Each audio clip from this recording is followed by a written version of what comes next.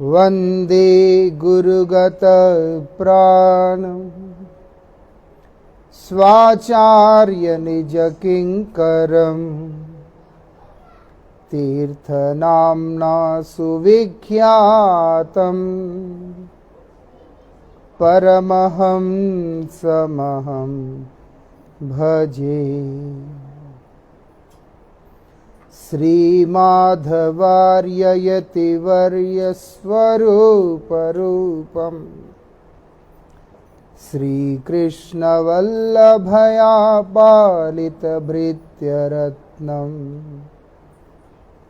श्रीगोकुलेश चरणार्पित मानसाब्जं याचामहे तव पदाम्भोज नित्यसेवम्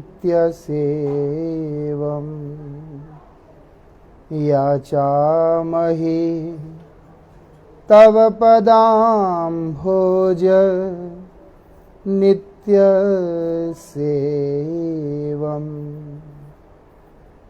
पतित पावन परम करुणामय परम आराध्यतम श्रील गुरुदेव नित्य लीला प्रविष्टोम विष्णुपाद परमहंस परिव्राजकाचार्य अष्टोत्तर शतश्री श्रीमद श्रील गुरुदेव भक्ति वल्लभ तीर्थ गोस्वामी महाराज जी के अभय चरण में असंख्य कोटि साष्टांग दंडवत प्रणाम करते हुए उनकी अहेतु की कृपा प्रार्थना करता हूँ। पतित पावन श्री गुरुदेव महाराज की परमाराध्य श्री गुरुदेव की असीम कृपा से हम लोग यहाँ पर एक बहुत ही आवश्यक विषय के ऊपर चर्चा कर रहे हैं। वो क्या है कि मरने के बाद यमदूत किसको ले जाएगा, किसको छोड़ जाएगा। ऐसे क्यों, मरना तो है, आज नहीं तो कल, हम चाहे या ना चाहे मरना है। तो जब मरण होगा वहां जाने के लिए हमारी योग्यता है कि नहीं, उसके बारे में हम विचार कर रहे हैं। क्योंकि धर्मराज बता रहे कि कौन योग्य है मेरे पास आने का और किसके पास जाने के लिए मैं योग्य नहीं हूं, दोनों ही बता दे रहे हैं। चयन हमने करना,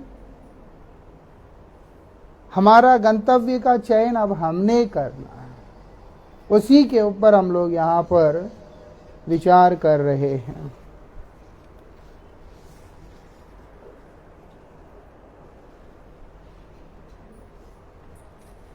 हमने दोपहर को भी श्रवण किया जिसमें धर्मराज अपने दूतों को कह रहे हैं कि देखो, वास्तविकता में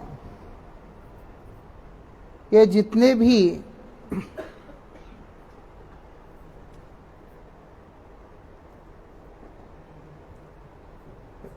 भक्ति की बातें, धर्म से जुड़ी हुई सारे सिद्धांत, ये सब भगवान से आते हैं।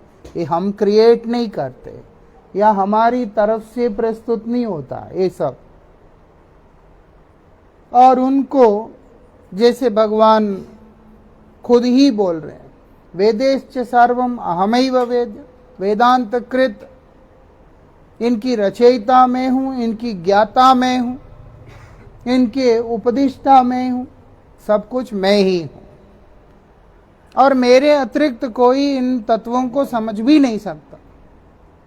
ऐसे बोल, यहां पर धर्मराज भी यही बोल रहे हैं कि देवता क्या और सिद्ध लोक के जो लोग जिन्होंने सिद्धियां प्राप्त की है, कोई भी अपने बुद्धि से, अपनी स्थिति से इनको समझ ही नहीं सकता है। और असुरों की बात कहना क्या है, असुर साधारण मनुष्य, विद्याधर, चानर जितने भी हैं, बोलते कोई नहीं समझ पाएगा।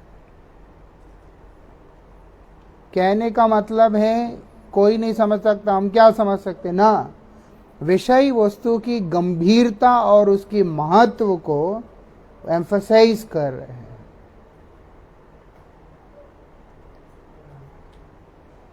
जो आधे लोग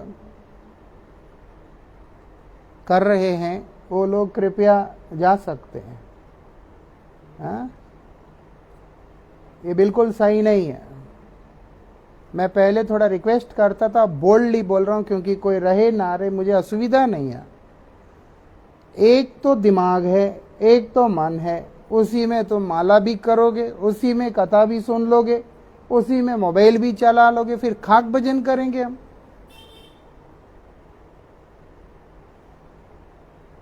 ये बात है। और आपसे कोई बात कर रहा हो, उसके सामने आप कर रहे हैं, इधर 4-5 लोग, आप बताइए अच्छा लगेगा? ध्यान से सुनिएगा, तब तो समझ में आता है कोई चीज। और क्या, मुझे पसंद नहीं है बिल्कुल। ये अनुशासन भंग है और व्यासपीठ का अपमान है। मतलब तू बोले जा टीवी की तरह, मुझे कोई फर्क नहीं पड़ रहा, मैं अपना लगा हुआ हूं, ऐसा। इसलिए ध्यान से सुनना है। वृंदावन बिहारी लाल की आवाज ऊंचा कीजिए।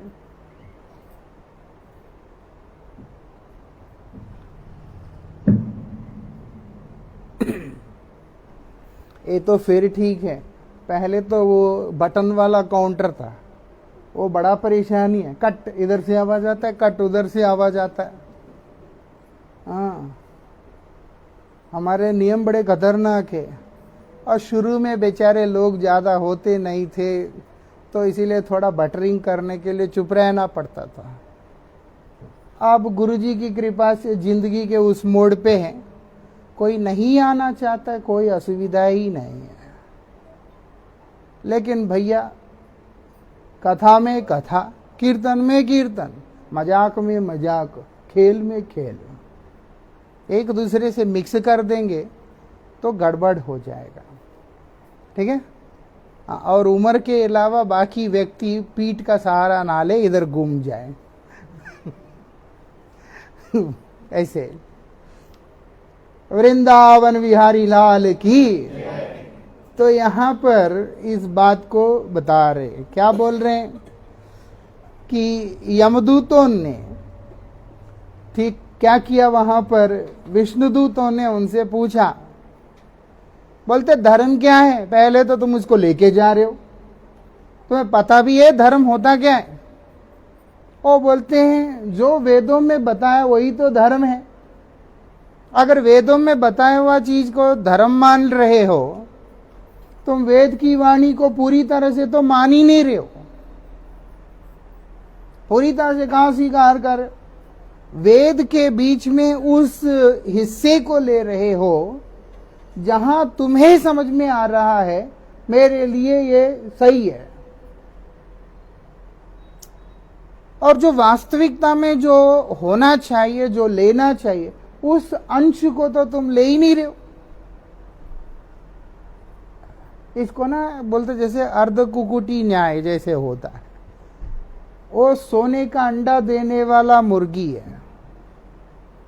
आदमी क्या कर रहा है, वो विचार करता है कि मुख से दाना खाती है और अंडा तो मुख से नहीं देती, तो इसलिए जो हिस्से से अंडा आता है उसको रख लेता हूं,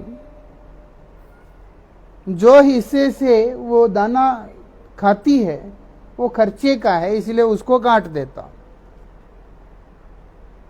बचेगा मुर्गी, सब कुछ खत्म हो जाएगा, है ना? ऐसे। तो इसीलिए इस तरीका से जो चीज मुझे जितना समझ में आ रहा है वेद के साथ में ये चलेगा, उन चीजों को मैं ले रहा हूं। कि वेद में इस तरीके से वर्णन किया है तो इस चीज को मैं मान रहा हूं, लेकर के चल रहा हूं। लेकिन वही वेद में और भी गंभीरता के साथ में जिन विचारों को दिया, बोलते उसको मैं चूक रहा, बोलते ये सही नहीं है। माना आदमी का, एक जीव का किया हुआ कर्मों के अनुसार ही उसका कर्म फल का निर्णय होता है, उसी के अनुरूप उसको स्वर्ग नरक इत्यादि में लेकर के जाया जाता। लेकिन वही वेदों के अंदर प्रभु के नाम की ऐसी अतिशय महिमा का वर्णन हुआ है कि कोई भी व्यक्ति मजाक में भी अगर गोविंद का नाम उच्चारण कर ले, सहजता के साथ, बिना किसी प्रयास के, अगर कोई भी व्यक्ति प्रभु का नाम उच्चारण कर ले, वो बोलते हैं वो भी तमाम पापों से छुटकारा प्राप्त करके भगवान की अपार करुणा का पात्र बन जाएगा। और ये वही मुहूर्त है जब इस व्यक्ति ने भगवान का नाम लिया। तुमने उसको तो गणना किया नहीं, तुमने उसकी गणना तो की नहीं, उसके बारे में विचार किया नहीं, ये तो सही नहीं है।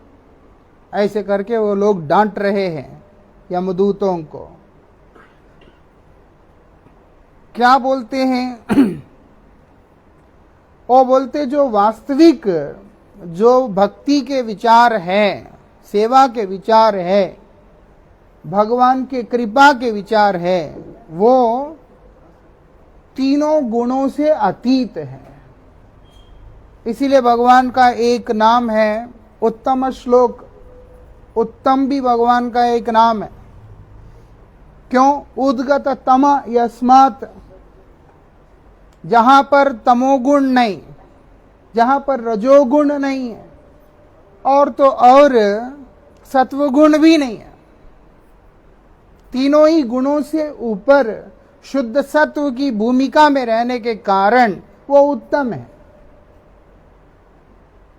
और भगवान का एक नाम उत्तम श्लोक भी है, जो कि परमहंसों के द्वारा शुद्ध सत्व की भूमिका में स्थित होकर भगवान की महिमा कीर्तन करना, वो बोलते हैं वो उत्तम श्लोक है, उसको उत्तम श्लोक है। इसीलिए कोई भी भगवान की स्तुति, जो कोई भी व्यक्ति सीख करके अगर उसको बोलना शुरू कर देगा, वो व्यक्ति तीनों गुणों से स्वतः ऊपर उठ जाएगा। उसका कारण यह है क्योंकि भगवान का कोई भी स्तुति त्रिगुण के अधीन नहीं है। कोई भी गुण है वो बंधन का कारण है। यहां पर इन स्तुति का पाठ करने से वो व्यक्ति बंधन से मुक्त होगा। ऐसे तो इसी बात को यहां पर बता रहे हैं। और यमदूतों को इसका जानकारी नहीं है। कारण क्यों है? जो व्यक्ति प्रभु के शरण में ही नहीं जाएगा, जो व्यक्ति भगवान का नामोच्चारण नहीं करेगा, उसका बुद्धि कभी विकसित हो ही नहीं सकती। ददामि बुद्धि योगम तम येन माम उपयन्ति। भगवान बोल रहे उसको बुद्धि तो मैं ही तो देता हूं। कब देते हैं नाथ? जब वो हरिनाम करेगा। महाराज वही तो हम कर रहे हैं। अभी आपने बोल दिया कि माला वाला करना, ये कथा सुन के बाद में करना है। ऐसे करना हरिनाम ही है। हरिनाम ना करने से तो मंगल नहीं होगा, किसी का भी मंगल नहीं होगा इस जगत में। कोई सोचे हरिभजन किए बिना, हरिनाम किए बिना मेरा कोई और उपाय से, शॉर्टकट से मंगल हो जाएगा, वो नहीं हो सकता। कोई मुझे आके कहता है कि मुझे ये बहुत अच्छा लगता है सब कुछ, लेकिन मैं माला नहीं कर सकता, इसीलिए मैं वहाँ जाके मंत्र ले लिया। बोलते क्यों? बोलते वहाँ तो हमारे गुरुजी ने बोला एक ही माला करो, आसन पे बैठ के, सुबह सुबह हो गया और क्या। 24 घंटे के अंदर वो जो भी जिसने भी बोला, मुझे उनका वो नहीं है। हिसाब लगा के देखो, 24 घंटे के अंदर 5 मिनट मंदिर में बैठ करके एक माला घुमा देने से साधन पूरा हो जाता है। वो कर नहीं पा रहा, इसीलिए करने के लिए प्रेरणा ना देकर कोई बात नहीं, एक माला बैठ के हो जाएगा। ऐसे लोग खुद भी नरक में जाएंगे और उनके पीछे चलने वाले लोग वो भी नरक में जाएंगे। ऐसा शास्त्र में इसे बताया। हर क्षण हमारे जीवन का, हमारे श्वास का हर क्षण वो बोलते हैं भगवान के नाम पे ही समर्पित होना चाहिए। यहां अगर नाम पे समर्पित होगा तो फिर यहां से हम जब छूटेंगे तब उनके स्वरूप की सेवा में हम लोग सम्मिलित होंगे। अब गोलोक में बैठ करके जैसे कृष्ण की लीलाओं को हम लोग सुनते हैं, गोलोक में सखा लोग कृष्ण के साथ खेलते होते हैं, सखियां कृष्ण के साथ, राधा कृष्ण ये लोग खेलते होते हैं, यशोदा मैया कृष्ण को लाड करती होती है। वहां हम सुन रहे हैं कि यशोदा मैया कृष्ण के आगे बैठ के हरे कृष्ण कृष्ण कृष्ण ना, वहां लीला है। लेकिन उस लीला का अधिकारी होने के लिए यहां पर साधन करना पड़ेगा। ये माला, ये सब जो कुछ भी है, सब गोलोक जाने तक है, वहां पहुंचने तक करना है। उसके बाद तो उनकी लीला है। इसीलिए नाम के ऊपर, नाम करते हुए उनका रूप का चिंतन करना चाहिए, उनके गुणों का चिंतन करना चाहिए। और जो हम यहाँ पर गुरुवर्गों से जिन लीलाओं को श्रवण करते हैं उन लीलाओं का चिंतन करना चाहिए। तब जाकर के भजन करते करते करते जब समय आएगा, जब गोविंद हमें अपने चरणों में स्थान प्रदान करेंगे, तब तो कुछ भी नहीं है, तब तो सिर्फ लीला है। उस भगवान की दिव्य लीलाओं का हिस्सा हमें बनाकर हमारा प्रतिक्षण आनंद वर्धन करते रहेंगे। ऐसा वहां लीला का सुख अनुभव करने के लिए यहां साधन करना पड़ता है। और वो साधन भी जितना हम लोग उत्साह के साथ, तीव्रता के साथ करते हैं, उतना ही लाभ होता है। ऐसा बोला, तीव्रेन भक्ति योगेन यजेत पुरुष परम। परम पुरुष भगवान श्रीहरि का यजन करना है, उनकी आराधना करना है तीव्र भक्ति योग के द्वारा। तीव्र भक्ति योग मतलब दिन में 5 मिनट आसन पर बैठ के एक आध माला करके उठ जाने से नहीं होता है, ये विशेषता है। और बाकी के समय में गुजर गए तो ऐसे। यमदूत भी बहुत चालाक है, बराबर वही टाइम देख के आते। अब तो उनको पता चल गया ना अजामिल के घटना के बाद, वो टाइम देख के आते हैं कि ये कब नाम नहीं कर रहा है। बराबर उस टाइम में आके बोलते ये सेफ टाइम है अटैक करने का, और पकड़ते हैं, बोलते चलो ऐसे। तो इसीलिए क्या बोल रहे हैं, वो लोग इस चीज के जानकारी रखते नहीं है, वो भजन नहीं करते, वो लोग केवल मृत्यु देवताएं। इस कारण से जब अजामिल को पकड़ने आए उस समय उनको देख करके वो लोग आश्चर्यचकित हो गए, उनको समझ नहीं आया। ऐसे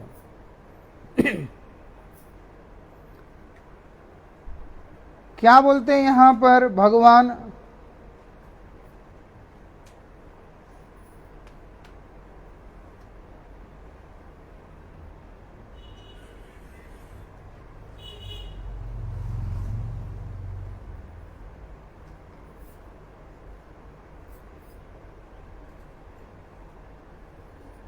यहां क्या बोल रहे हैं, भगवान श्री कृष्ण ने भगवत गीता में बताया।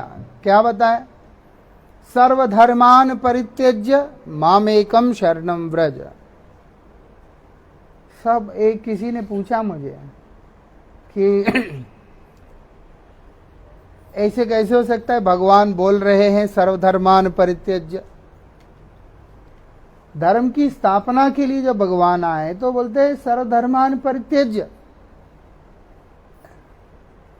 भगवान क्या बोल रहे हैं, यहां परम धर्म की बात बोल रहे हैं। परम धर्म क्या है, इस जगत के नित्य नैमित्तिक धर्मों के ऊपर की बात। इसलिए सर्वधर्मान परित्यज्य मतलब है जिस चीज को तुमने अपने बुद्धि लगाकर धर्म मान लिया है, या इस संसार में जन्म लेने के बाद जन्म से लेके मृत्यु पर्यंत जो तुम्हारा धर्म के रूप में तुम्हें दिखलाई दे रहा है, वो बोलते हैं परित्यज्य, उन सबको छोड़। ऐसे और क्या करना है, मान लिया छोड़ दिया, आपने कहा तो छोड़ दिया, हमने क्या करना है, वो बोलते हैं माम एकम शरणम ब्रज। मेरा केवल मात्र मेरा शरणम, शरण व्रज मतलब है कि शरणागति के मार्ग में चलना। मैंने भगवान का शरण ले लिया जी ना, वो तो एक समय की बात है। इसलिए वहां पर व्रज शब्द यूज किया। व्रज मतलब गमन, मेरे शरणागति के पथ पे तुम गमन करो, चलते रहो। जितने अंदर तुम चल सकते हो अथवा नहीं भी चल सकते हो, तुम चल पड़ो अंदर। क्योंकि जैसे भगवान अनंत है, भगवान उनके शरणागति, उनका कृपा भी अनंत है। भगवान के चरणों में समर्पित होने का जहां पर कोई डेड एंड पॉइंट नहीं है। ऐसे अगर है तो शास्त्र उसको श्रीमती राधिका बोल के संबोधन कर रहे हैं। राधा रानी ही भगवान के सेवा, शरणागति, प्रेम, हर चीज की जो चरम है, उसके आगे कुछ नहीं है। ये विशेषता है राधा रानी के। इसी कारण से भगवान बोल रहे हैं ना पारे हम, मेरे से और नहीं, मैं तो इनका ऋणी नहीं उतार सकता। ये तो मतलब मैं जहां तक जा सकता हूं और भगवान जहां तक चल सकते हैं उसके आगे तक श्रीमती राधिका है। मतलब एक ऐसी क्षेत्र जहां पर खुद भगवान ने भी अपना डेड एंड मान लिया है, वो है राधा रानी। राधा रानी के प्रेम के आगे, राधा रानी की भक्ति के, भगवान अनंत हैं, लेकिन राधा रानी के प्रेम और उनकी भक्ति, उनका समर्पण उस अनंत से भी आगे है। तो इसलिए इस संसार का कोई भी जीव उसकी कोई कल्पना भी नहीं कर सकता। हमारे लिए क्या उपदेश दे रहे, सर्वधर्मान परित्यज्य। तुम्हारे जितने भी तात्कालिक धर्म अथवा तुम्हारा जो शाश्वत धर्म, उन सबको तुम छोड़ के क्या करना है, माम एकम, मुझे अकेले को पकड़ो, तुम मेरे अकेले के शरण में आओ। अच्छा जी, पाप लगेगा तो बोलते चिंता क्यों करते, अहम त्वाम सर्व पापेभ्यो मोक्षयिष्यामि मा शुचः, मेरे पास आने से पाप नहीं लगेगा, ऐसे करके बोल रहे हैं। इसलिए मेरी शरण लेना होगा, ऐसे भगवान बतला रहे हैं।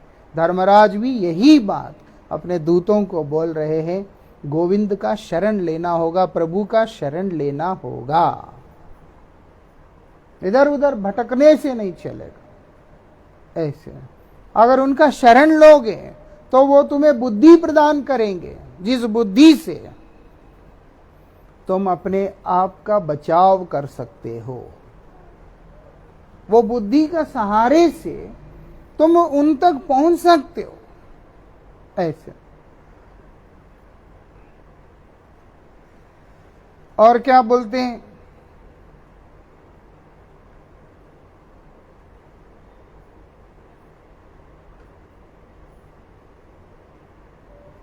आगे बोल रहे हैं, ब्रह्मा, नारद, शिव, सनत कुमार, कपिल, स्वयंभू मनु, प्रहलाद महाराज, जनक महाराज, भीष्म पितामह, बलि महाराज, सुखदेव गोस्वामी और मैं मतलब धर्मराज खुद क्या बोलते हैं, ये वास्तविक भक्ति के तत्वों को हम ही लोग जानते हैं।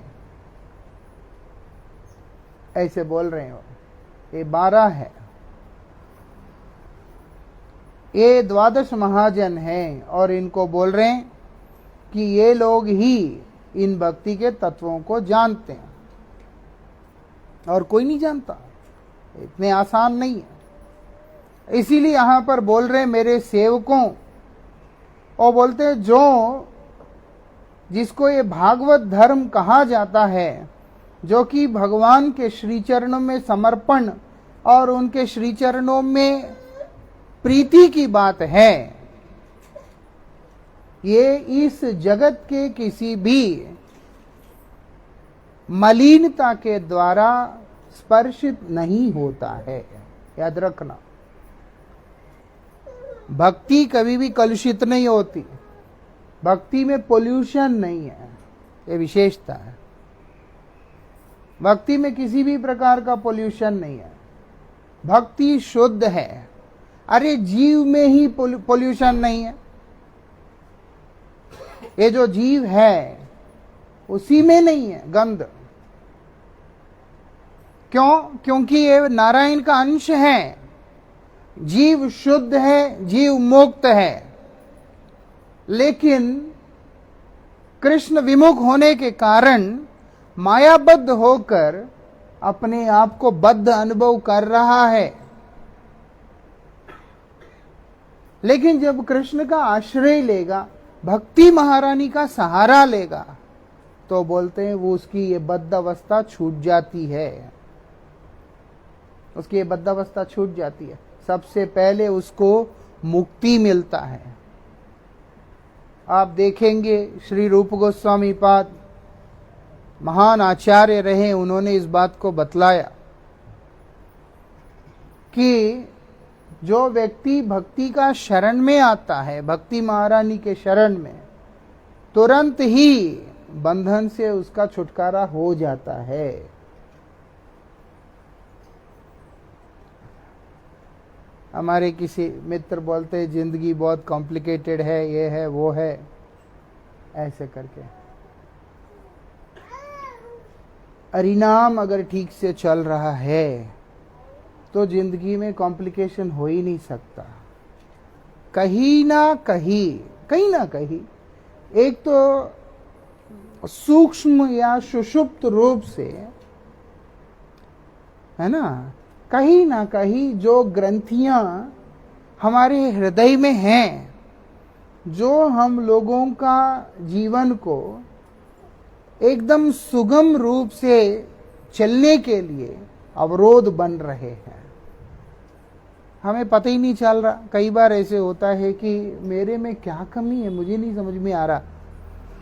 हमारा कमी हमें कैसे समझ में आएगा? वो तो सामने वाले को आएगा, उसको तो पूरे ब्रह्मांड का कमी समझाता है। नहीं,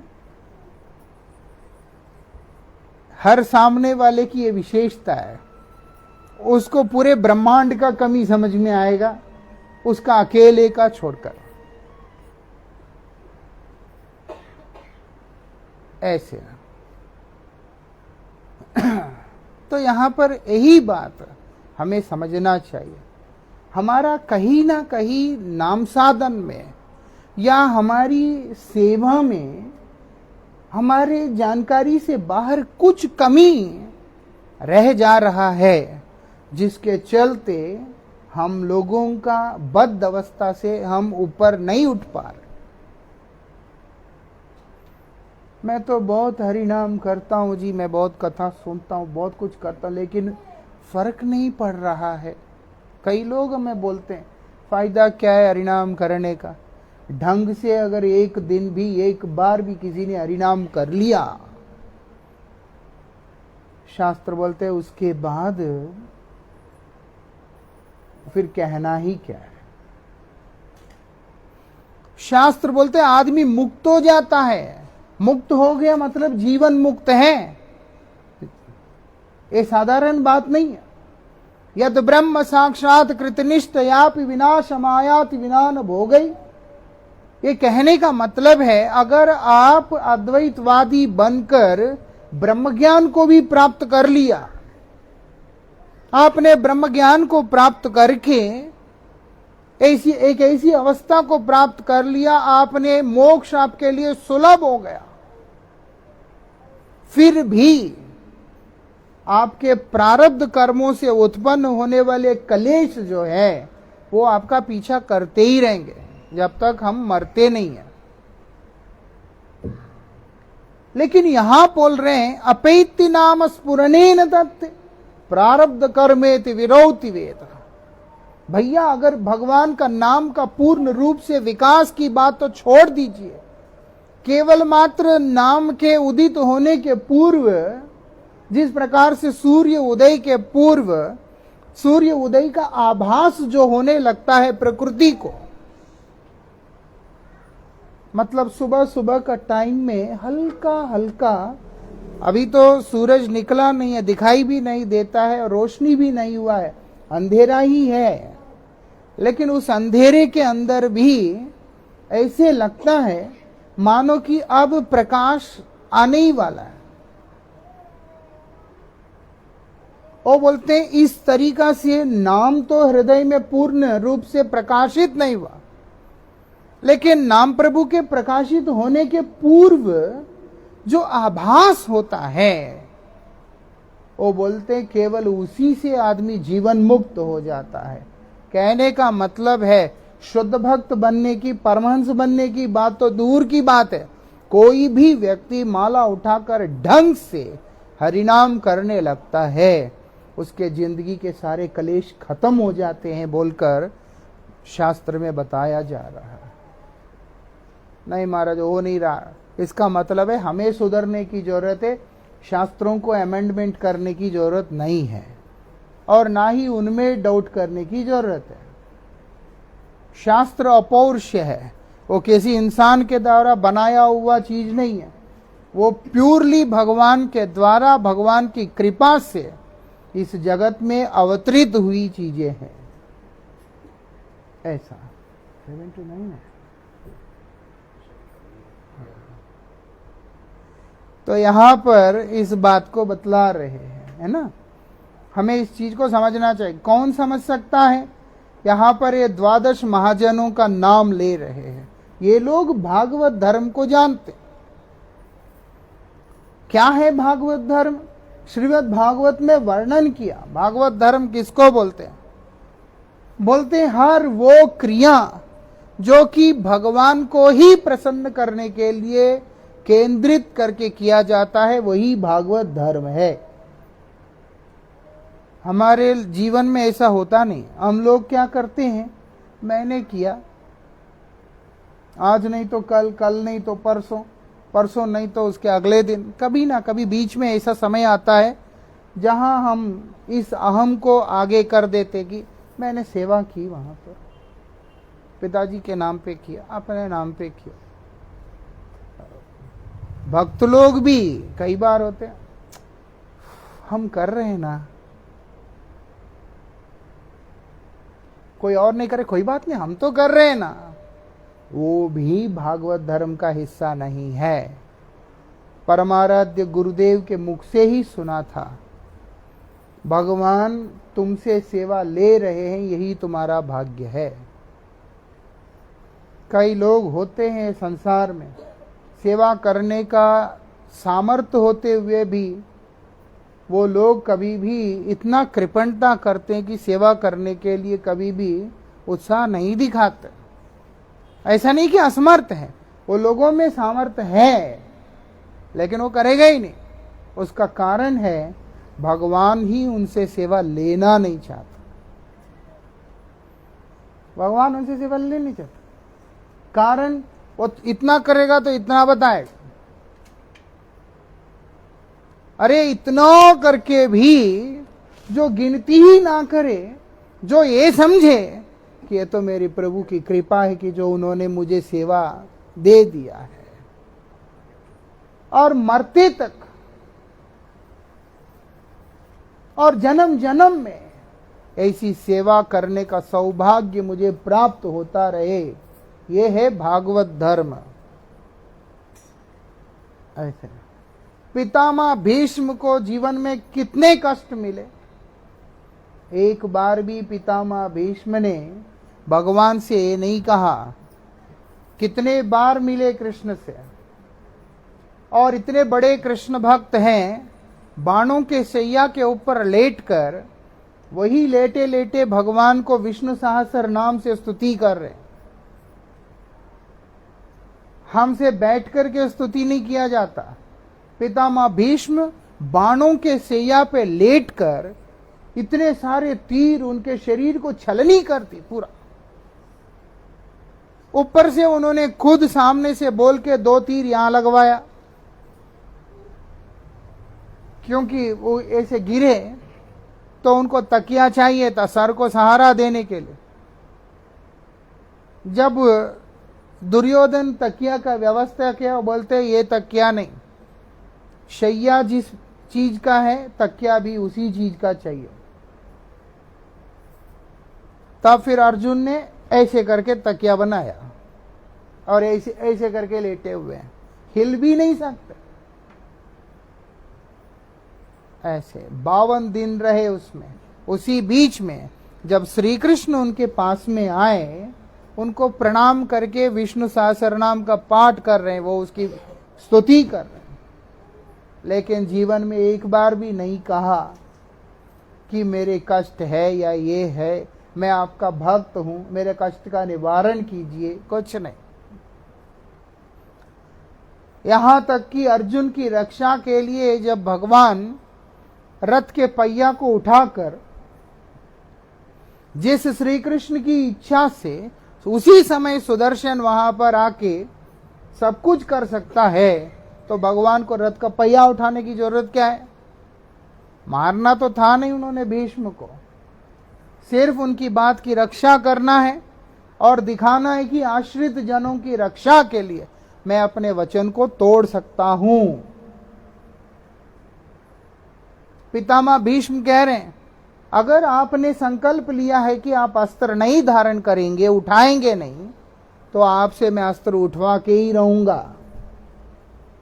ये उन्होंने संकल्प किया। भीष्म पितामह की वाणी को सच करने के लिए भगवान ने रथ का पहिया उठा लिया, इसलिए उनका एक नाम रथांग पाणी, जिनके हाथ में रथ का अंग है वो पहिया है, लेके पहुंचे। पितामह भीष्म दुखी नहीं हो रहा, नाराज नहीं हो रहा, वो अपने अस्त्र छोड़ करके बोलते हैं, इतनी बड़ी कृपा आपकी मेरे ऊपर। ये भागवत धर्म है। मतलब मेरे जीवन में अच्छा हो रहा हो अथवा बुरा हो रहा हो, मेरा लाभ हो रहा हो, नुकसान हो रहा हो, सब कुछ आप ही की कृपा से है। आपके बिना मेरा कोई और गति ही नहीं है। ये भागवत धर्म है जो केवल इनको ही पता। ऐसा आप देखो, बलि महाराज हो, प्रहलाद महाराज हो, जनक महाराज हो, कोई भी हो, जो कोई भी हो, ये सब ऐसे ही रहे। ऐसे तो यहां इस बात को बतला रहे हैं, क्या बोलते हैं, हम लोगों को ये पता। और भगवान की ये जो भक्ति है, ये किसी भी गुण के द्वारा कलुषित नहीं होती। इसीलिए अगर कोई भी व्यक्ति तामसिक परिवेश में है तो भी उसका भक्ति कभी भी दूषित नहीं हो सकती। भगवान ने बोला, नमे भक्त चतुर्वेदी मदभक्त स्वपच प्रिय। मेरा भक्त चारों वेदों का ज्ञाता होने के बाद भी अगर वो मेरा भक्त नहीं है तो भगवान बोलते वो मेरा प्रिय है ही नहीं। चारों वेदों का ज्ञान रखने वाला व्यक्ति, उसका घर कितना साफ रहेगा, उसका भोजन कितना शुद्ध रहेगा, सब कुछ है। लेकिन भगवान बोलते हैं, नमे भक्त चतुर्वेदी, अगर वो मेरा भक्त नहीं है वो बोलते वो मेरा प्रिय भी नहीं है। मद भक्त स्वपच प्रिय, अगर वो मेरा भक्त है, वो कौन से घर में है? बोलते चंडाल के घर में है, जो कि कुत्ते को पका के खाने वालों के घर में है। कुत्ते को खाने वालों का घर का इतना साफ रहता है, बहुत गंदा रहता है। वो कई कई दिन स्नान भी नहीं करते होंगे, पता नहीं क्या अवस्था में रहते होंगे। लेकिन अगर वो मेरा भक्त है, खाने वाला नहीं, उस परिवेश में रहने वाला व्यक्ति, उनके साथ संबंध युक्त व्यक्ति, तो भी वो मेरा प्रिय है, ऐसे भगवान बोल रहे हैं। वो नहीं खाता है, उसके घर में खाते हैं, वो ऐसी माहौल में वहां खाते हैं, क्या कर? भगवान बोलते तब भी वो मेरा प्रिय है। भगवान स्थान अपेक्षा नहीं करते, परिस्थितियों की अपेक्षा नहीं करते। उनके लिए शौच अशौच, पवित्र अपवित्र, सुख दुख, ये वो किसी भी प्रकार का द्वंद्व के लिए जगह ही नहीं है।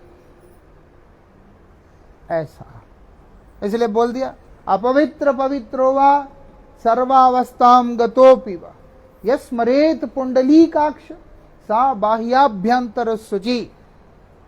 बाह्य अभ्यंतर मतलब बाहर और अभ्यंतर मतलब अंदर, दोनों ही शुचि है। बोलते नमस्सुचि नमस्सुचि नमस्सुचि। ऐसे कब? यस्मरेत पुंडलीकाक्ष, भगवान जो कमल नयन गोविंद है, उनका जब जो मुहूर्त में हम स्मरण करते हैं, स्मरेत, जैसे ही हम उनका स्मरण करते हैं, नहीं ये अपवित्र स्थान है, नहीं ये बहुत पवित्र स्थान है, अगर कृष्ण स्मृति स्मरण नहीं है, धर्मराज भी यही बात बोल रहे हैं, वहां पर पवित्रता के लिए कोई जगह ही नहीं है। ऐसे वो बोलते कोई भी अवस्था हो, उसका कोई महत्व नहीं। महत्व है यस्मरेत पुंडलीकाक्ष, केवल भगवान के स्मरण का ही महत्व है, ये विशेषता है।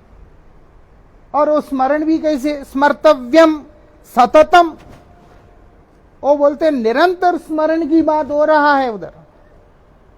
ऐसा नहीं है थोड़ी देर के लिए किया, उसके बाद छोड़ दिया, फिर कुछ और किया, ऐसा नहीं। वो बोलते स्मर्तव्यम सततम, निरंतर प्रभु का स्मरण करते रहना है। ऐसे राधे राधे गोविंद गोविंद राधे राधे राधे गोविंद गोविंद राधे। ये ना ये विषय नींद ही ना ला दे, इसलिए थोड़ा सा बीच में कीर्तन कर रहे हैं।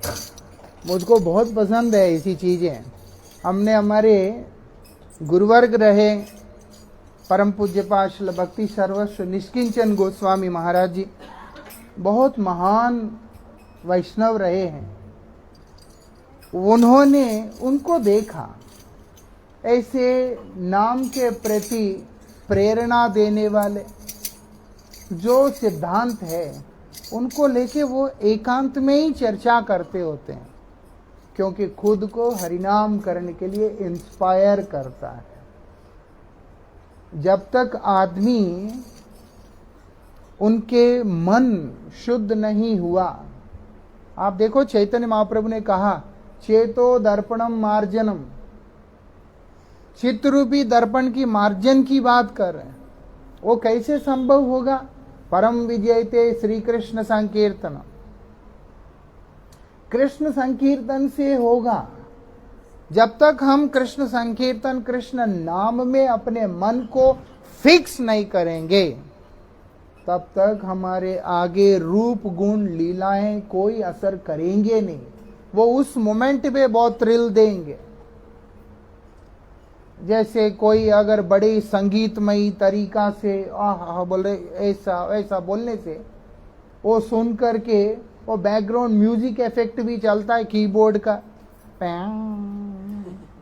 उसको सुन के हमको भी भाव उसी दिशा में हमारा मन बहता रहता है। वो सब यूजलेस है। संगीत तो तब बजना चाहिए जब कोई वाद्य यंत्र ही नहीं है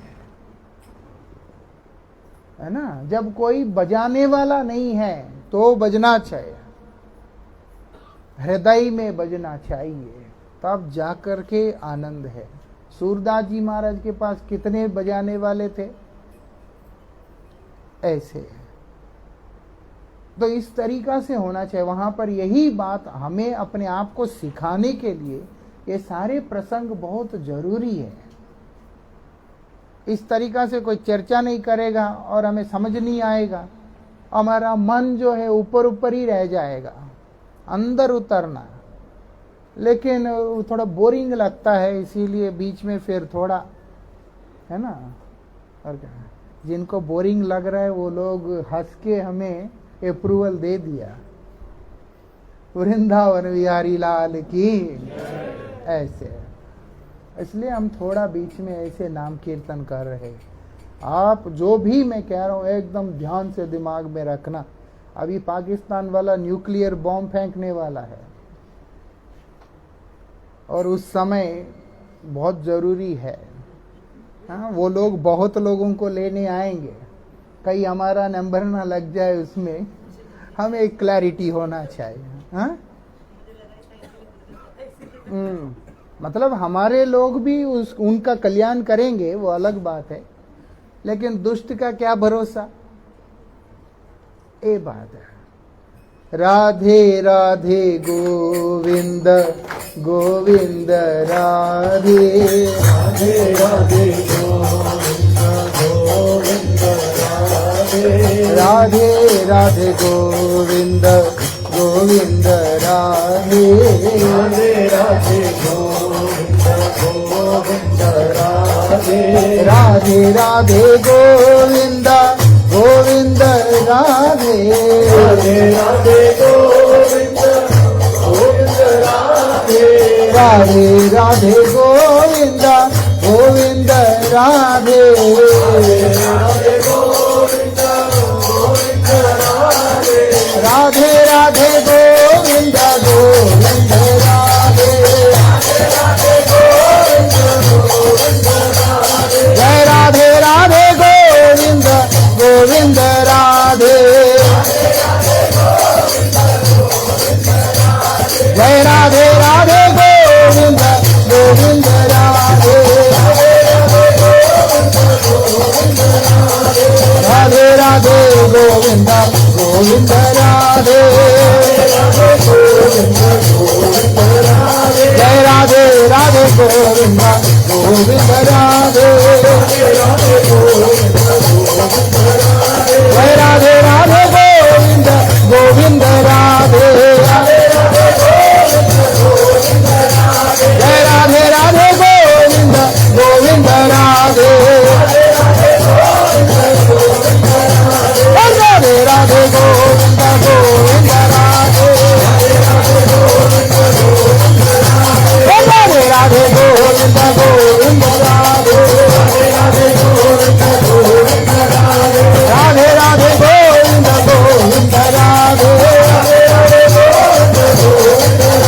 हे राधे राधे गोविंद गोविंद राधे, हे राधे राधे गोविंद गोविंद राधे, हे राधे राधे गोविंद गोविंद राधे, जय राधे जय राधे जय राधे श्री राधे,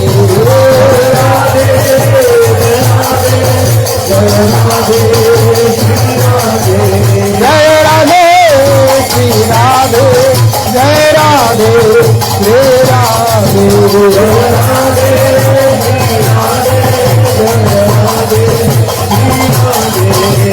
राधे राधे राधे राधे राधे राधे राधे, जय राधे राधे राधे राधे राधे राधे राधे, राधे राधे राधे राधे राधे राधे, राधे राधे राधे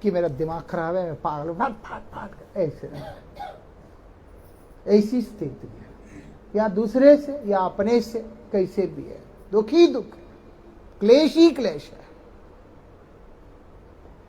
ऐसा ये सब देखकर नारद जी का हृदय जो है पसीज गया, पिघल गया उनका मन। देखा उन्होंने, इतना दुखी लोग है, क्या है ये तो ठीक बात नहीं है।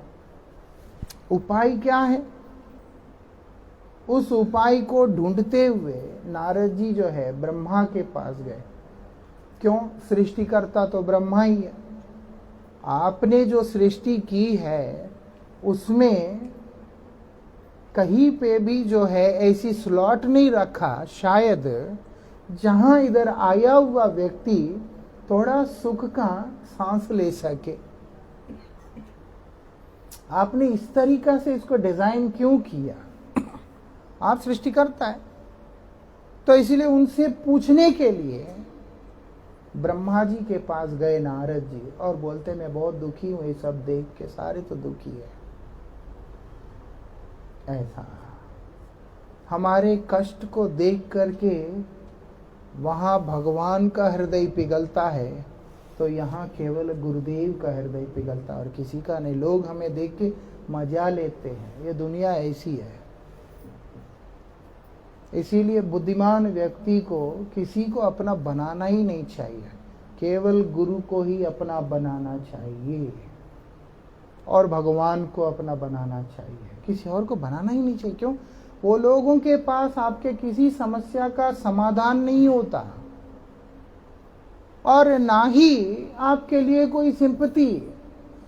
ये पूरे संसार के लिए लागू होता है।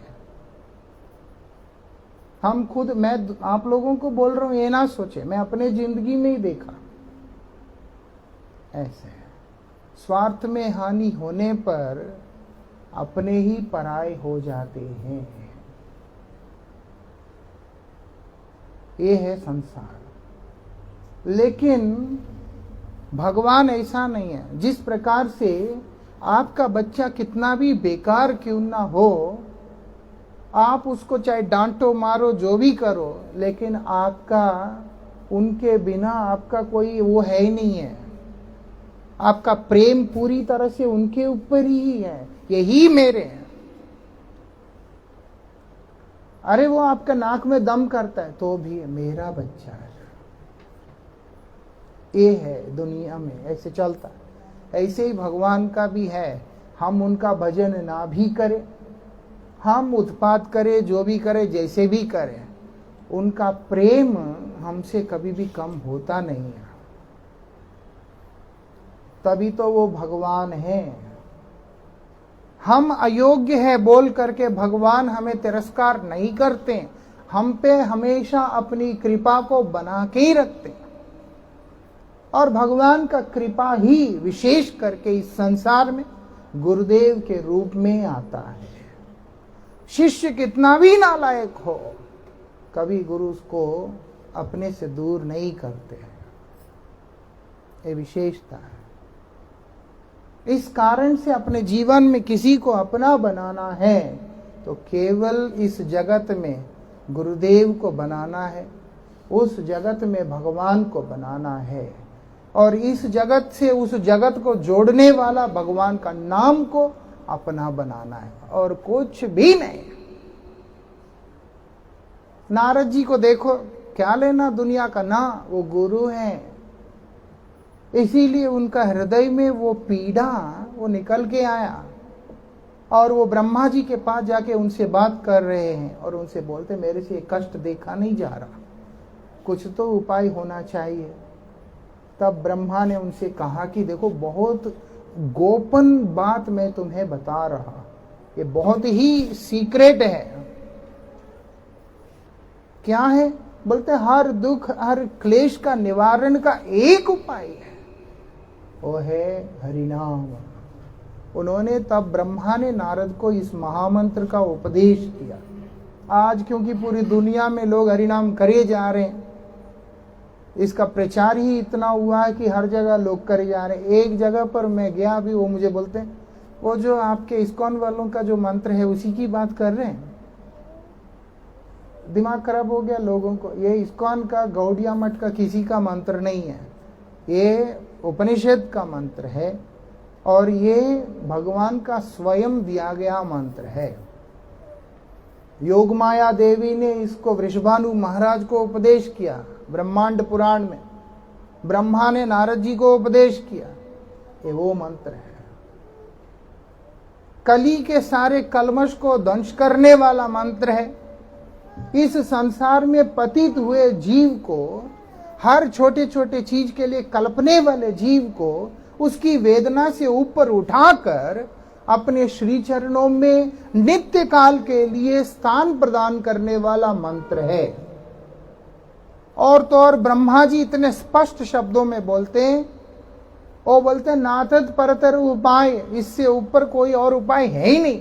सर्व वेदेश दृश्यते, तुम चाहे जो मर्जी जहां मर्जी ढूंढ लो। ब्रह्मा जी नारद को बोल रहे सर्व वेदेश दृश्यते, हे नारद तुम चारों वेदों को इधर से उधर करके देख लो तो भी इससे श्रेष्ठ उपाय तुम्हें मिलेगा ही नहीं, ऐसे बोल रहे हैं।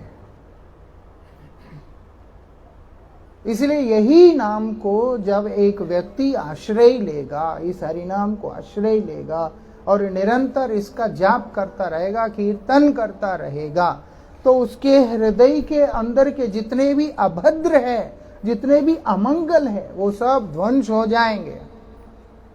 हम बोलते हैं मंगल भवन अमंगल हारी, कीर्तन तो करते हैं, अब मंगल विधान कैसे करेंगे, अमंगलों को कैसे ध्वंस करेंगे? वो बोलते अपने नाम के रूप में प्रकट होकर। हम नाम को अपने अंदर लेना है, कान से नाम को पान करना है। इसलिए हरिनाम करने के बारे में हमारे आचार्य बतलाते हैं, मुख से नाम जो कर रहे हो वो कान से सुनाई देना चाहिए। अगर आप मुख से हरे कृष्ण बोल रहे हो, वो हरे कृष्ण आपको कान में सुनाई देना चाहिए। अगर आप मन से भी बोल रहे हो तो भी वो कान तक जाना चाहिए। वहां ट्रैफिक नहीं होना चाहिए, वो फिर मुश्किल होगा। हाँ? वहां अलग अलग फ्रीक्वेंसीज में से अलग अलग चीजें जब आ रहे हैं, वो नहीं चलता। सिर्फ एक ही फ्रीक्वेंसी सेट करके उसी को अंदर लेना है, ऐसे। और लेकर के बोलते हृदय में लेना है। इसीलिए मुख से बोलकर कान से सुन के उसको हृदय में भेजना है। मुख से बोलो, कान से सुनो, हृदय में भेजो। मुख से बोलो, कान से सुनो, हृदय में भेजो। रिपीट। तब जाकर के बोलते हैं हृदय के अंदर के सारे अभद्र ध्वंस हो जाएंगे, कुछ बचेगा नहीं अंदर, फिर कोई कूड़ा कवाड़ अंदर रहेगा ही नहीं। वो पूरी तरह से वो आत्मा, बोलते ये आत्मा सुप्रसीदति, वो जो आत्मा है, वो जो प्राणी है, सुप्रसीदति, आनंद में रहेगा, क्योंकि उसने भागवत धर्म के मार्ग में चलना शुरू कर दिया है। वो भागवत धर्म के साथ जुड़ गया, जहां पर उसको समझ में आ रहा है मेरे प्राण, मेरे जीवन, मेरे सर्वस्व मेरे गोविंद के लिए ही तो है। आप देखो, वो एक ऐसी अवस्था है जैसे भक्तिविनोद ठाकुर जी महाराज बोलते हैं, मुझे तुम स्वर्ग में रखना चाहते हो, रखो, आपकी मर्जी, लेकिन मैं ये नहीं कह रहा। बोलते नरक में रखना चाहते हो तो आपकी मर्जी। अच्छा, बोलते पशु पक्षी होए था कि स्वर्गीय बने रहे। आप क्या बात कर रहे हैं कि पशु बनाने से तकलीफ होगा? आप चाहते तो मुझे पशु बना दो, चलेगा, मैं पशु बन के जीने के लिए तैयार हूं। आप चाहते हो तो मुझे पक्षी बना दो, मुझे चलेगा, मैं पक्षी बन के जीने के लिए तैयार हूं।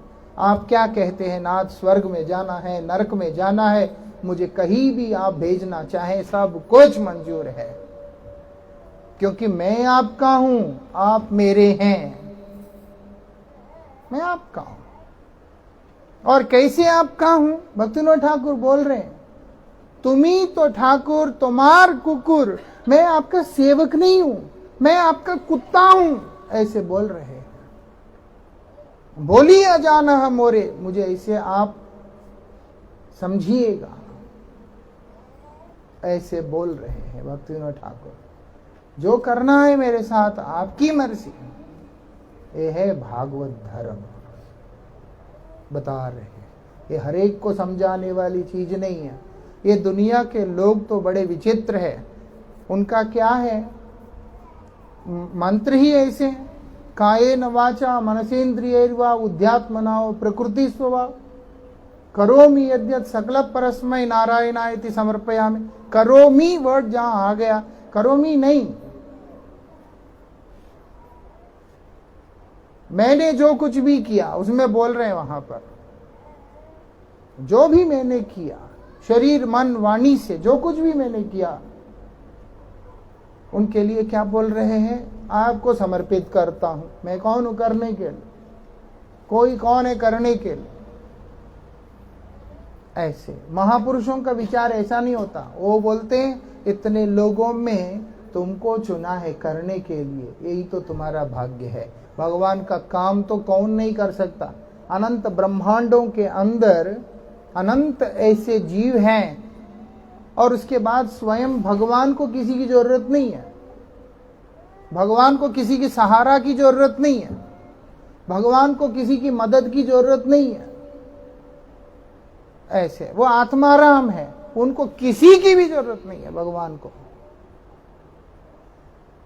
जिसको किसी की जरूरत नहीं। हमें बात करने के लिए कोई चाहिए, सुखी रहने के लिए साथ में कोई चाहिए।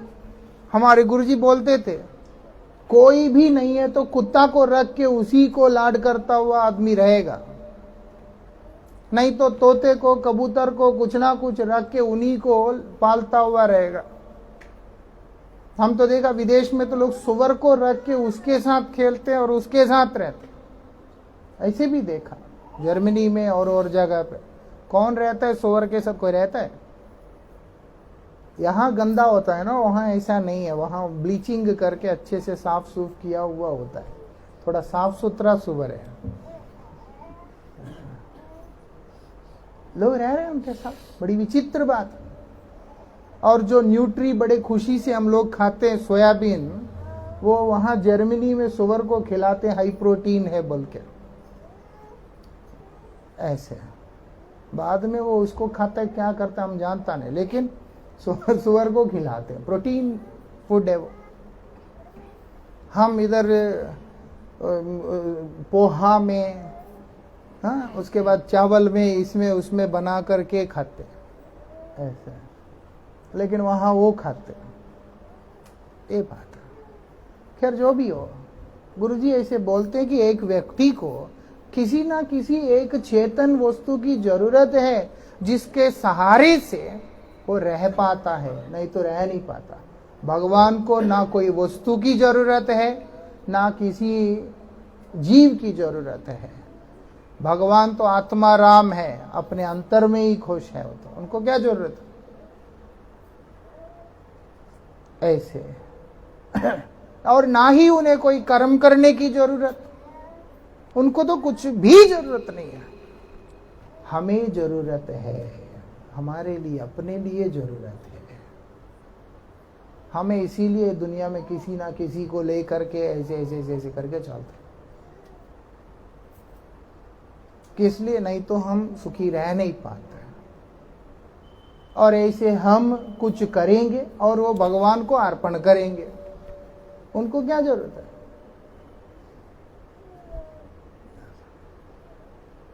भजन करते करते क्या होता है मालूम है कि आप मुझसे करा रहे हो, यही तो मेरा सौभाग्य है। आप मुझसे करा रहे हो। अगर आप चाहते तो नाथ किसी और से भी करा सकते थे। महाभारत युद्ध में अर्जुन का महिमा नहीं हो तो कृष्ण की महिमा है। कृष्ण ने अर्जुन को आगे रखा युद्ध करने के लिए भी, और भगवत गीता का उस दिव्य उपदेश को जगत को देने के लिए। ये तो महिमा तो कृष्ण की है। नहीं तो अर्जुन के बिना भी कृष्ण भगवत गीता का उपदेश दे सकते हैं। और तो और कृष्ण युद्ध क्षेत्र में ना आकर के अपने धाम में बैठकर अपनी इच्छा शक्ति से पूरा युद्ध को खत्म कर दे सकते हैं। उन्होंने अगर अर्जुन का सारथी होने का स्वीकार किया है, वो तो कृष्ण की अर्जुन के ऊपर अपार कृपा का संकेत है। ऐसे ले अर्जुन बहुत बड़ा ना, और भगवान ने दिखा भी दिया। युद्ध खत्म होने के बाद जब भगवान अपनी लीला को संवरण करके जा रहे हैं, तो स्वयं भूमा पुरुष नारायण कृष्ण की महिषियों को हरण करने के लिए वहां पर आते हैं द्वारिका में। उस समय अर्जुन से गांडीव भी उठा नहीं है। गांडीव को लेकर के कोई एक शब्द भी बोल दे, उसका प्राण लिए बिना जो व्यक्ति बैठता नहीं है, जो गांडीव का अपमान नहीं सुन सकता, उनसे गांडीव उठा भी नहीं है। गांडीव उठाने का शक्ति भी भगवान के कारण में है, नहीं तो अर्जुन से तो अपना अस्त्र भी नहीं उठ रहा है। हार गया अर्जुन। ऐसा कारण क्या? क्योंकि कृष्ण ही कारण है, उनका कृपा कारण है। जो उस कृपा को समझता है, बोलते हैं वही भागवत धर्म है, उसी को भागवत धर्म कहा जा रहा है। और वो परम गोपनीय है। ऐसा नहीं है कि वो हरेक को पता है।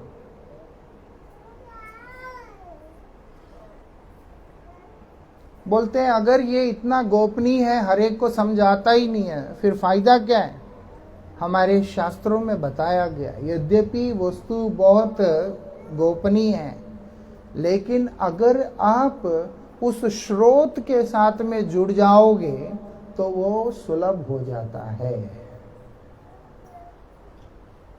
उस स्रोत के साथ में जुड़ जाते हो तो वो सुलभ हो जाता है।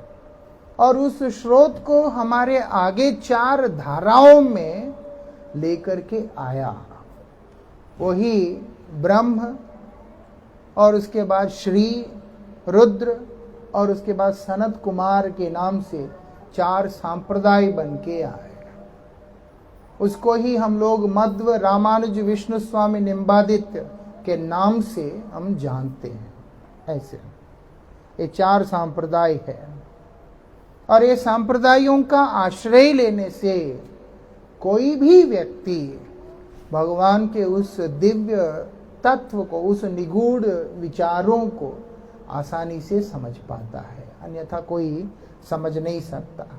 इसीलिए परंपरा को छोड़कर कोई भी व्यक्ति भक्ति साधन को करने के लिए निकलता है, वो व्यक्ति कभी भी भगवान को अथवा भक्ति को, उसकी धारा को नहीं समझ सकता है। एक गुरु है तो उसका गुरु कौन? ये संबंध गुरु शिष्यों का है।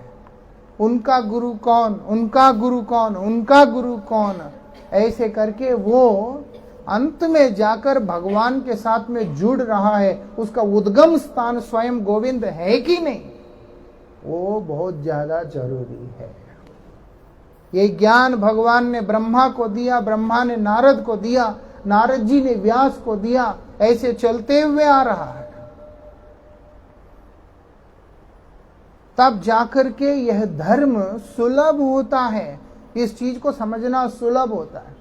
बीच में कोई उठकर, उसका कोई गुरु नहीं, उसकी कोई परंपरा नहीं, उसके कोई नीति विचार नहीं, बस कहीं इधर उधर गया, कुछ सुना सीखा और उसके बाद वो शुरू कर दिया, क्योंकि उसके बोलने का अंदाज बड़ा सुंदर है और वो थोड़ा सा देखने में सुंदर है, प्रभावशाली है, और उसके पीछे जब हम चलने लग जाएं, वो बोलते हैं उससे हमें कभी भी लाभ होगा नहीं। कारण क्या है? जो मूल वस्तु के साथ हम कभी जुड़ ही नहीं पाएंगे। जो बल्ब यहां जल रहा है, यहां से लेकर के जो बिजली जहां से जनरेट हो रहा है, वहां तक कनेक्शन होना जरूरी है। आप यहां जितने मर्जी बल्ब लगाओ, बाहर ट्रांसफार्मर लगाओ, पिलर लगाओ, लेकिन 2-4 पिलर 10-20 पिलर के बाद अगर 1-8 किलोमीटर के बाद वहां कट गया है तो यहां पर बिजली चलेगा नहीं, यहां पर लाइट चलेगा नहीं। आप जाके देख रहे हो बाहर गली के बाहर ट्रांसफार्मर ठीक है, सब ठीक है, लेकिन ना उधर से कटा हुआ है। और ये कनेक्शन जो मेन लाइन है, जो हाई टेंशन लाइंस चलते हुए आते हैं, ये वहां से आते हैं जहां से बिजली जनरेट हो रहा है, जहां से बिजली उत्पादन हो रहा है, वहां तक कनेक्शन होना जरूरी है। वहां से कनेक्शन होने से यहां बल्ब जलता है, नहीं तो जल नहीं सकता। बीच में अगर कट गया तो इसीलिए बोल रहे हैं, अगर भागवत धर्म को समझना ही है, अपने आत्म कल्याण की बात को अगर हमने समझना है, तो क्या कह रहे हैं, हमें उस परंपरा के साथ अपने आप को जोड़ के रखना होगा।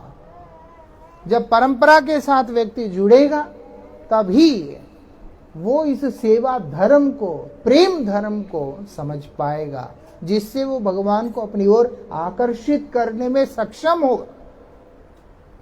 अम्बरीश महाराज ने कौन सा भगवान को बोला आओ आप मेरे पास, नहीं, वो तो सिर्फ अपना साधन कर रहे हैं, अपना सेवा कर रहे हैं, लेकिन इतने पक्के तरीके से अपनी सेवा में लगे हुए हैं कि जब दुर्वासा उनके ऊपर आक्रमण करते तो सुदर्शन आके उनके पीछे ही लग जाता।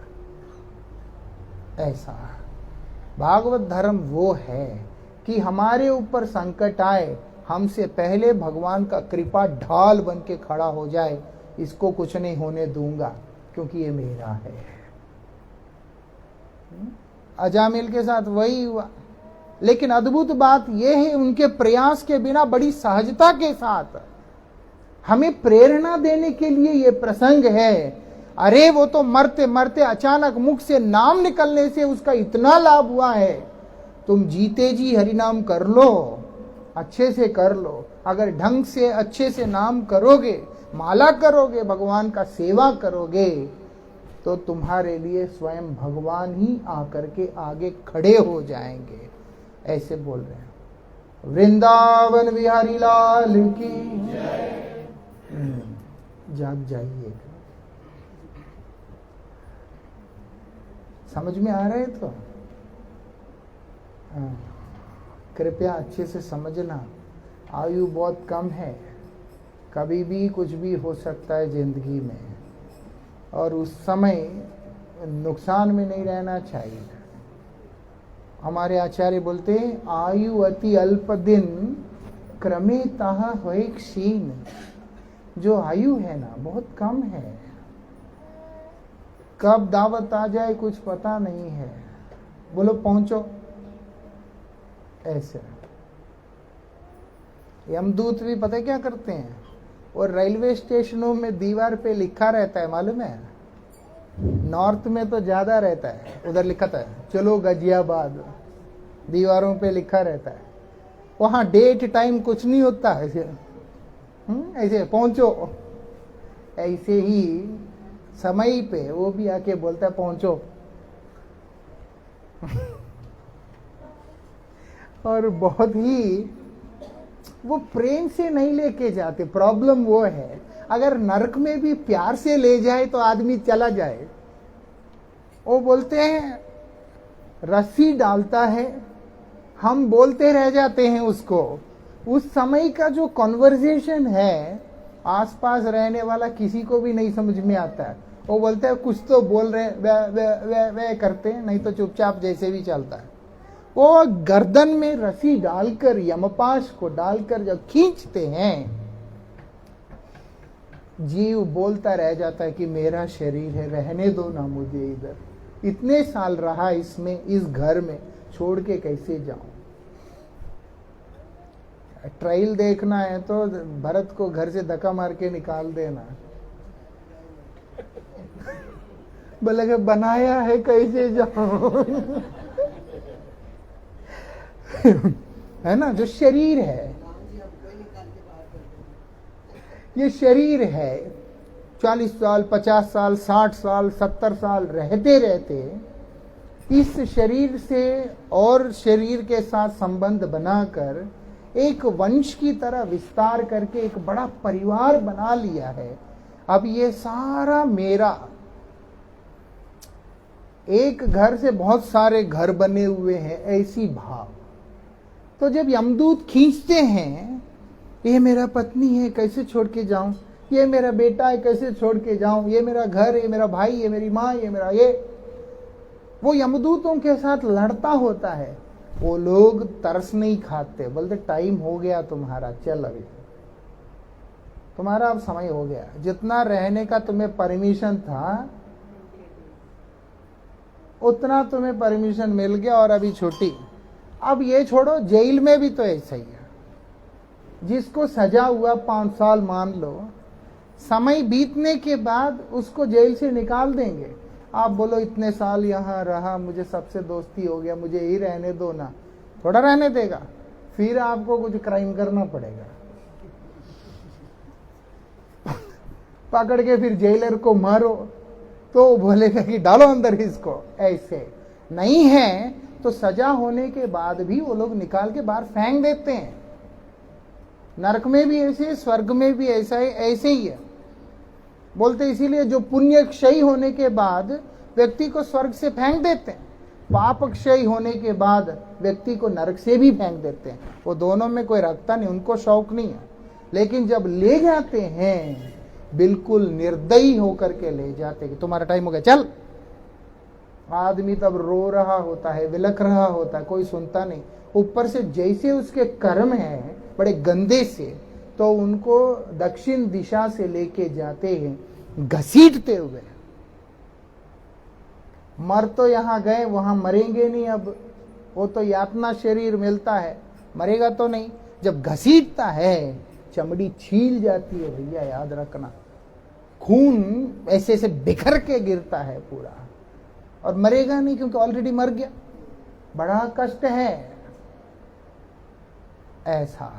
और थोड़ा अगर सज्जन होगा तो उसको उत्तर पूर्व दिशा से लेकर के जाते, आराम से लेके जाते। जाना तो फाइनली वही पड़ेगा एक बार, तो वहां हमारा पूरा हिसाब किताब होता है। अगर भक्त हैं तो भगवान के पास जाएगा, भक्त है भगवान के शासन में रहेगा।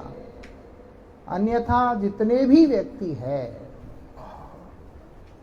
भगवान ही रक्षा करता है। हरे कृष्णा कृष्णा कृष्णा हरे हरे। वो कोई गाना याद नहीं करनी, अभी बता दिया। हरे राम राम राम हरे हरे। हरे कृष्णा कृष्णा कृष्णा हरे हरे। हरे राम राम राम हरे हरे। हरे कृष्णा कृष्णा कृष्णा हरे हरे। हरे राम राम राम हरे हरे। हरे कृष्णा कृष्णा कृष्णा हरे हरे। हरे Ram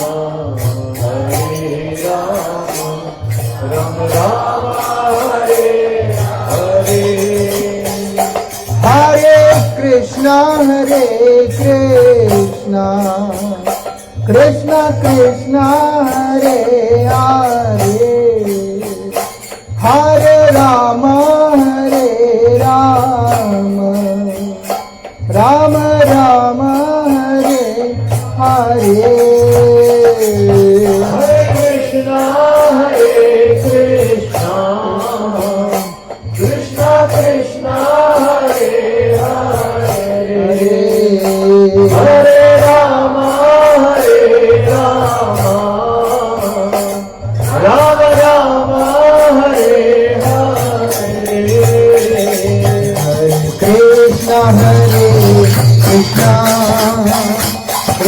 Krishna Hare Hare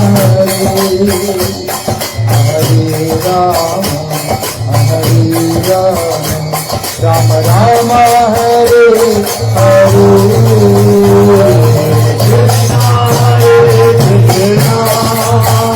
Krishna Krishna Hare Hare Hare Rama Rama Hare Hare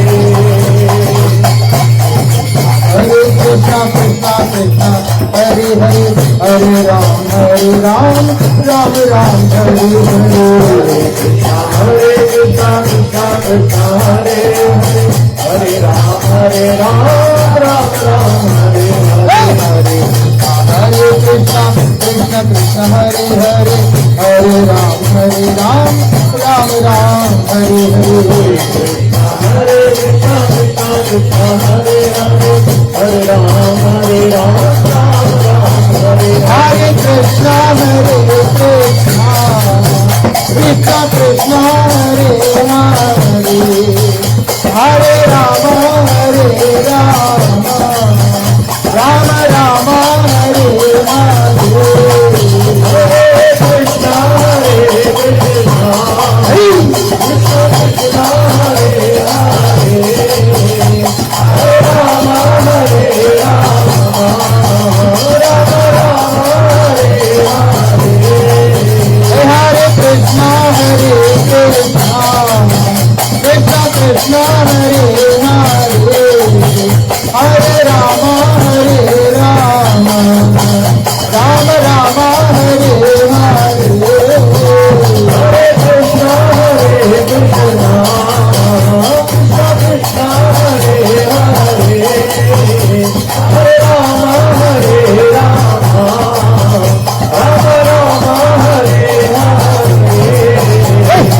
Krishna हरे कृष्णा कृष्णा कृष्णा हरे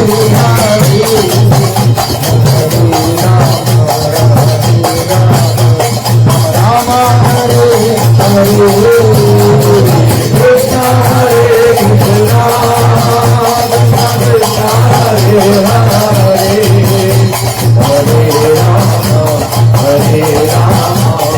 Rama Hare Hare हरि बोल हरि बोल हरि बोल हरि बोल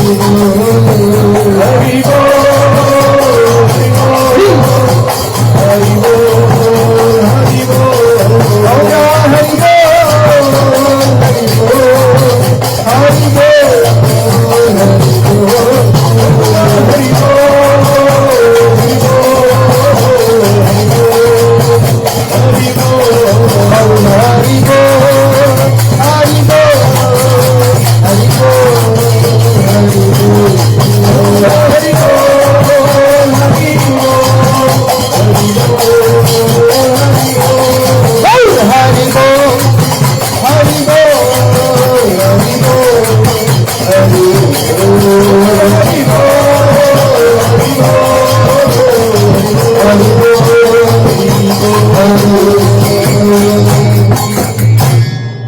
जय श्री श्री गुरु गौरांग गंधर्विका गिरिधारी श्री श्री राधा मदन मोहन श्री राधा गोविंद श्री राधा गोपीनाथ श्री राधा गोकुलानंद श्री राधा श्याम सुंदर पंचतत्वात्मकम श्री गौर हरि की जय। पतित पावन परम करुणामय परम आराध्यतम श्रील गुरुदेव